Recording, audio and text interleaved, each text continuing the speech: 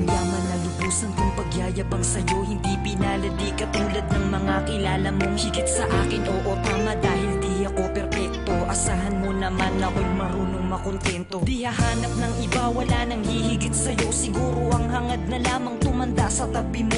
Ang pangarap ko'y ikaw hanggang sa kahuli-hulihan, makasamang bumuo ng tinatawag na tahanan. Makarami sa lahat-lahat, hindi lang sa kulitan. Sa ginhawa man o hirap, tanggap mo ang kapintasan ko sa buhay. Wala nang hihingin sa may kapal, isang biyaya na sa akin ang ikaw ang minahal. Ikaw ang minahal, ikaw ang minahal.